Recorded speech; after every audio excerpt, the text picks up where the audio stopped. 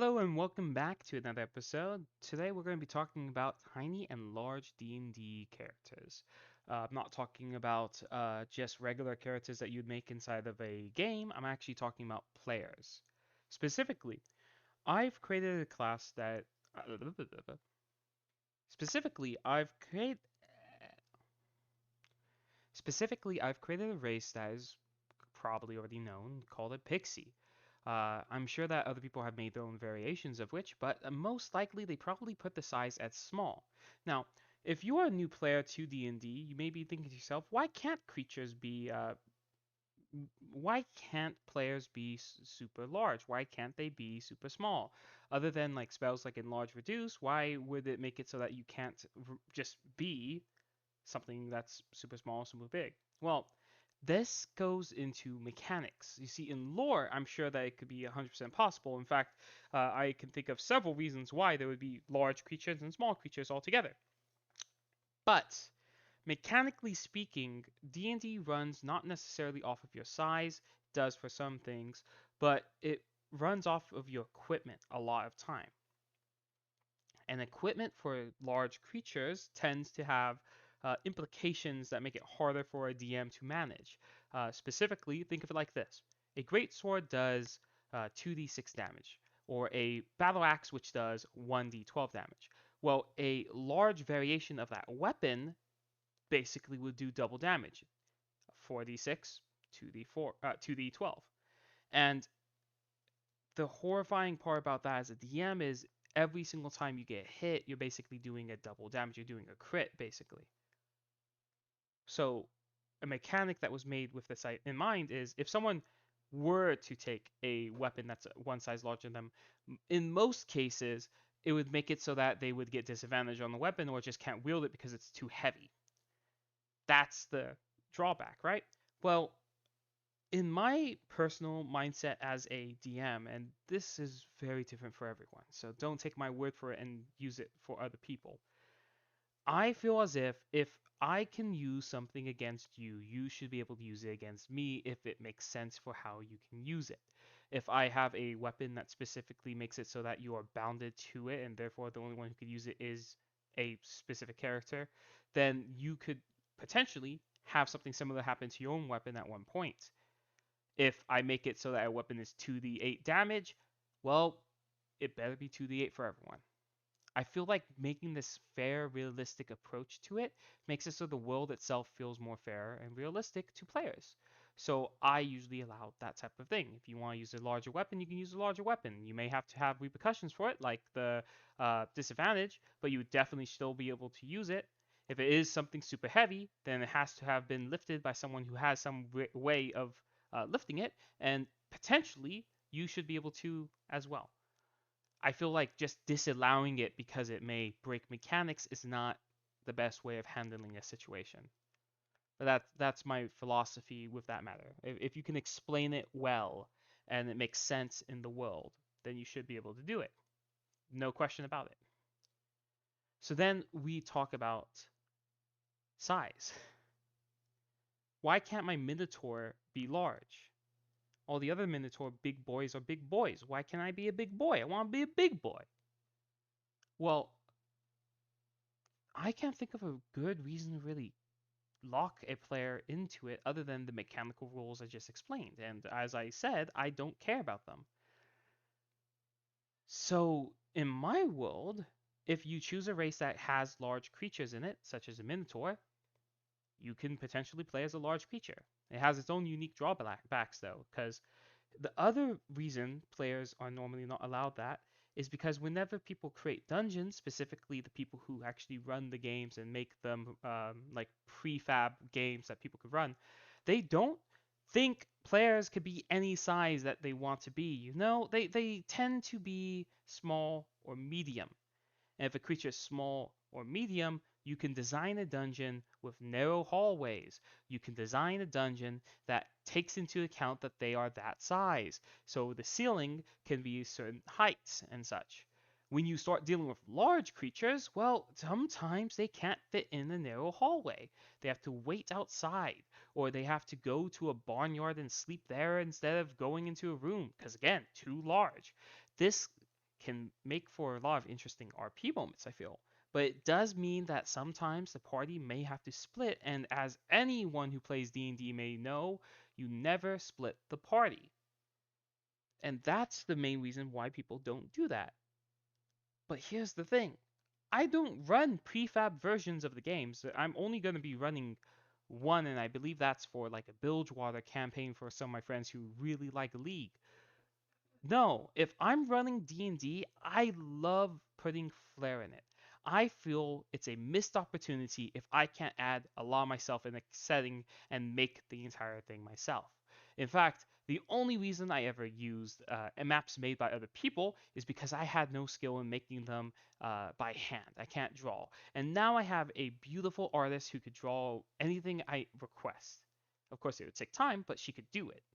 Not only that, but I have other tools like Dungeon Alchemist or other things like that where I can design a map and interject whatever I want with it.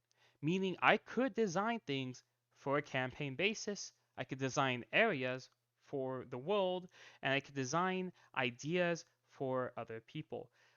What does that mean? Well, if I know that there are going to be people who are large playing the game, I'm going to make it so that they can play the game. Yeah, there'll be places where they can't really enter because of the size.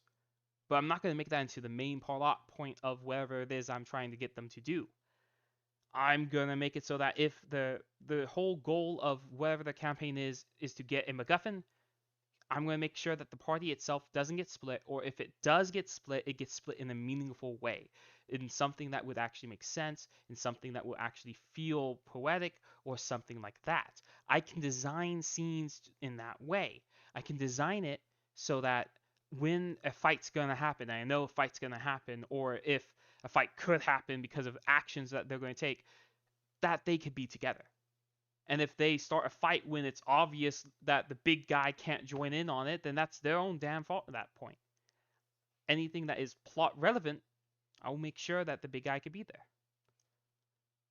That's kind of what I love about homebrew, I think. I can just make whatever I want and not listen to conventional rules.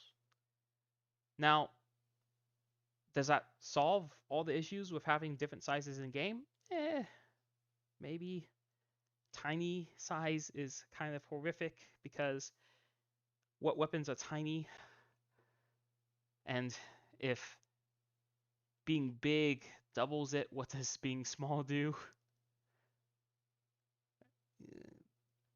This is why most tiny creatures probably deal 1 damage total whenever they hit something.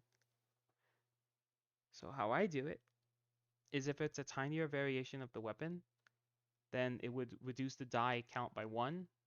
So let's say that it's a short sword, or let's start with a dagger, because the dagger makes sense, right? If they wield a dagger as is, a normal size, then it would be basically like using a long sword or a short sword for them. 1d4 fine. But if it's a tiny variation of a dagger, what would that do? I would say that since there's no dice lower than a 4, it just becomes 1 damage plus mod. So 1 plus your dex is the damage for a dagger that's a tiny dagger. What does this allows you to put in the weapon into the game. It allows you to have the tiny characters have their own set of weapons, and it allows you to allow bigger characters to wield tiny weapons.